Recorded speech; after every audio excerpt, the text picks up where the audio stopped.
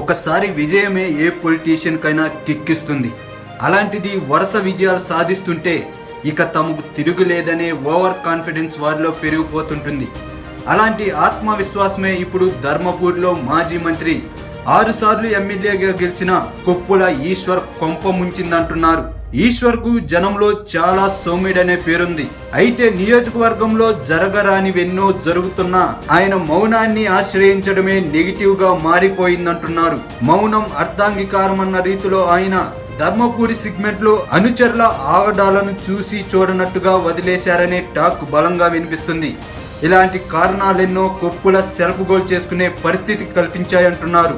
నాటి మేడారం నుంచి నేటి ధర్మపురి వరకు 6 సార్లు అప్రతిహతంగా గెలిచిన కొప్పులకు 7వ ఓటమి ఎదురవ్వడం చర్చనీయాంశంగా మారిపోయింది. ఇప్పుడు నియోజకవర్గంలోని ధర్మపురి, గొల్లపల్లి, వెలగటూర్, పెగటపల్లి, ఎండపల్లి, బుగ్గారం ఇలా ఎక్కడికెళ్ళినా కొప్పుల అనుచరుల ఆగడాలు 1-2 కాదు. రాస్తే చాటాభారమంతా అన్నట్టుగా ప్రచారం ఉంది. ధర్మపూర్ని మున్సిపాలిటీగా తీర్చిదిద్దడం కొప్పుల ఖాతాలో ప్లస్ పాయింట్ అయితే ఆ మున్సిపాలిటీలో జరుగుతున్న అవినీతి అక్రమాలకు తోడు దౌర్జన్యాలపై జనం తీవ్ర ఆగ్రహానికి గురైనట్టు కనిపిస్తున్నారు. బుల్డోజర్ పెట్టి ఎలాంటి పరిహారం అందించకుండా సామాన్యుల ఇళ్లను ఇష్టారీతిన కూల్చేయడంపై ధర్మపురి కొంతకాలం రగిలిపోయింది. ఏ పార్టీ అధికారంలో ఉంటే ఆ పార్టీలో దూరిపోయే కొందరు నాయకులు కొప్పుల పక్కన చేరి తమ దౌర్జన్యాలతో ఆయన ఉట్టి ముంచారన్న టాక్ గట్టిగా వినిపిస్తుంది. అది సహజంగానే మున్సిపల్ పరిధిలో గులాబీ పార్టీపై తీవ్ర వ్యతిరేకతకు దారితీసింది.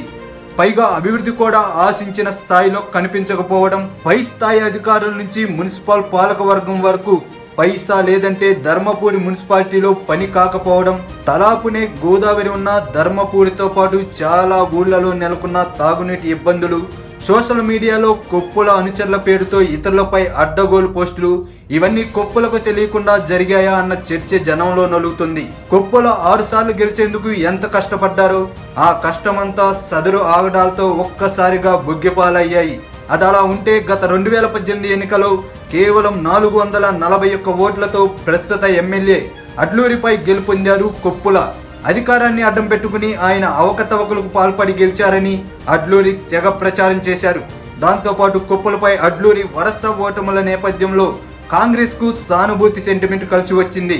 మరోవైపు ఇంతకాలం మొత్తంగా సంపాదించుకున్న పేరును స్థిరంగా నిలుపుకోవడంలో కొప్పుల విఫలమయ్యారన్న ప్రచారం ఎలాగో ఉంది. మంత్రిగా ఉన్న నేత స్వేచ్ఛగా తిరుగుతూ అందరితో కలుపుగోలుగా ఉంటే అది సహజంగానే వారి కెరియర్ కు ప్లస్ అవుతుంది. సరిగ్గా ఈ పాయింట్ నే క్యాచ్ చేయడంలో కొప్పుల విఫలమయ్యారన్న టాక్ బలంగా వినిపిస్తుంది. ఉమ్మడి కరీంనగర్ జిల్లా రాజకీయాల్లో అంటీ ముట్టనట్టుగా కనిపించిన కొప్పుల కేవలం తన నియోజకవర్గానికే పరిమితమయ్యారు.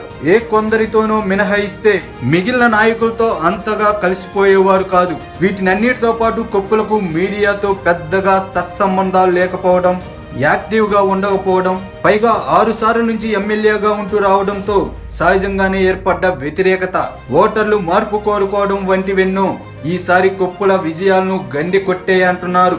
దీంతో అంతా అనుకున్నట్టే, ముందు నుంచి ప్రచారం జరిగినట్టే తన చిరకాల ప్రత్యర్థి అయిన అడ్లూరిపై కొప్పుల ఘోర పరాజయాన్ని చవి చూడవలసి వచ్చింది.